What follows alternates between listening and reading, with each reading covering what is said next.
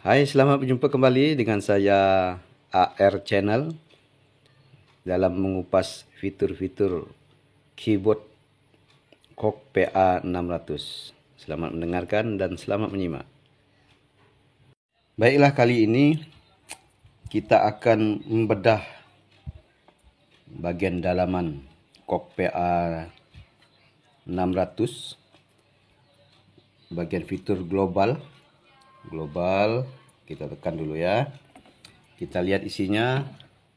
Terdiri atas general control, mode preferences, controllers, tuning, MIDI, audio NIK, serta calibration.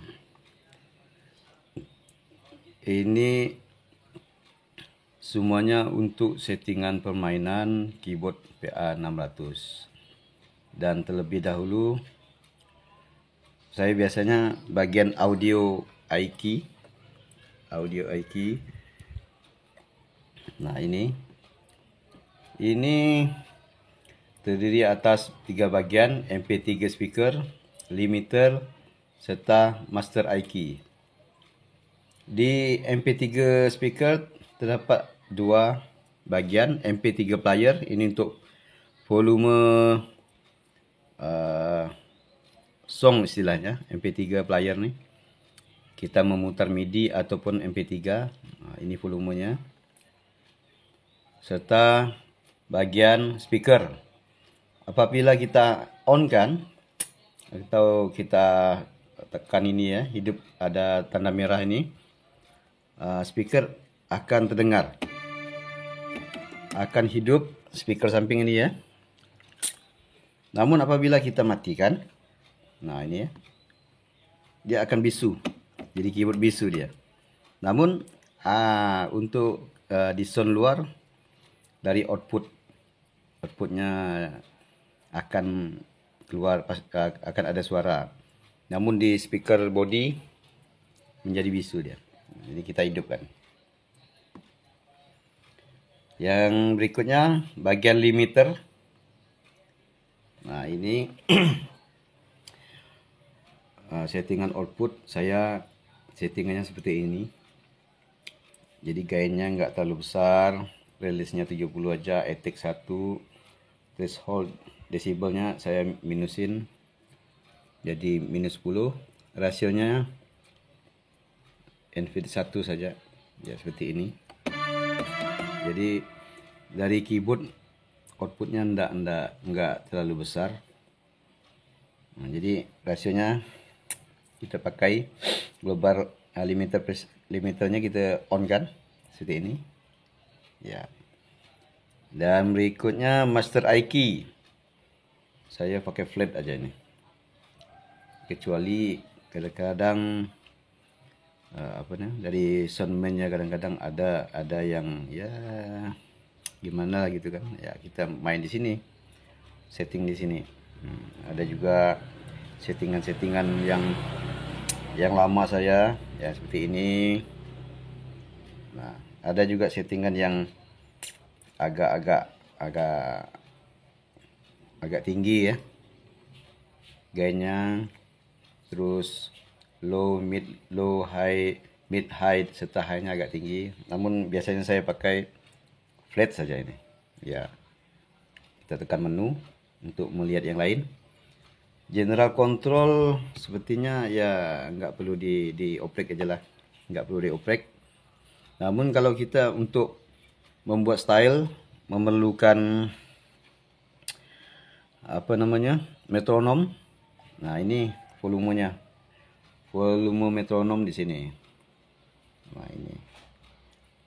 Jadi kalau 40, minimal 40, bunyinya kecil. Namun kalau kita maksimalkan ya lumayan gede. Untuk panduan metronomnya, kita tekan lagi menu mode preference ya. Di sini ada 3 bagian: style, song style, serta media. Nah, di sini gunanya memory mode. Oke, terlebih dahulu bagian chord recognition. Ini saya pakai finger one note. Jadi bisa multi ini. Tekan 3 akord, 4 akord, 5 akord, 1 akord pun dia bunyi. Jadi kalau one finger hanya satu nada saja. Nah, tapi kalau finger three dia semua bisa. Semua bisa. Jadi biasanya saya pakai finger one note. Terus velocity controlnya saya kosongkan off. Scale mode all track. Terus bagian volume style, drum perkusi saya maksimalkan. Bagian rhythmnya maksimalkan, bassnya maksimalkan. Jadi nanti bagian volumenya editnya di luar. Nah. Terus bagian memory mode ini terkadang saya pakai chord, terkadang pakai chord lower. Chord lower ini sepertinya begini. Nah, gitu. Kita lepas dia semacam ada sustain-nya. Nah, jadi kalau kita pilih chord lower dia akan begitu deh. Tapi kalau hanya pakai chord saja, Nah, dia kita lepas, nah, begitu dia. Terus bass dan lower backing bisa gunakan bass. Nah, hidupkan centangnya, bass lower backing, bassnya ada bunyi. Nah, gitu. Tapi apabila dimatikan ya. Nah, ini nggak ada bunyi bassnya, hanya bunyi stringnya aja, bunyi rhythmnya saja. Terus controller, bagian controller. Ini velocity, ini bagian velocity-nya ini. Bagian velocity mau yang fixed kita setting 10 dari 1 sampai ke maksimalnya 127. Nah, itu. Ini velocity ini gunanya ya banyak. Kalau mau yang soft tekanannya, jadi kita tekan keyboard tutnya perlahan, dia bunyinya kuat. Nah, soft ada 3 jenis, terus medium nih sedang. Jadi kita mau kuat atau ini, saya biasa pakai medium 2. Nah, pakai medium 2. Terus bisa juga hard. Hard ini untuk ya kalau kita main piano ingin mendapatkan soulnya, ya bisa kita gunakan hard. Nah, jadi saya biasanya pakai medium 2, sedang lah untuk one man show kan. One man show. Ya, untuk kita main keyboard tunggal, square. Nah, terus bagian controller ini ada hand control dan foot control. Foot control ini gunanya untuk kalau yang kita bisa untuk dash pakai sustain. Nah, ini di sini dia. Damper ataupun ini. Nanti setelah kita pilih macam-macam ini ya. Baru kita calibration. Nah, calibration. Untuk lebih detail nanti kita buatkan videonya lain ya. Lebih mendetail. Terus kita tekan menu lagi. Ini bagian bawahnya tuning. Tuning ini ya kebanyakan semua keyboard ini 440 Hz. Nah, ini.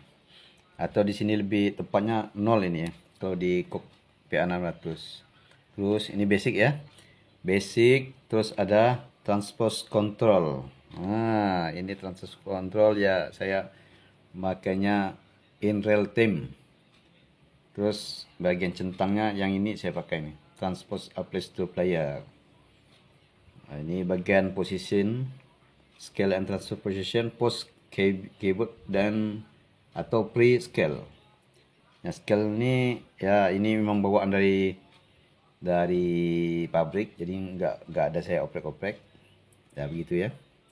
Terus tekan menu MIDI ini saya belum ada saya oprek-oprek. audio IK sudah tadi kan? Sudah, oke. IK presetnya fret, limiternya seperti ini. Terus ya bagian MP3 speaker seperti ini. Terus kita menu lagi, tekan menu calibration.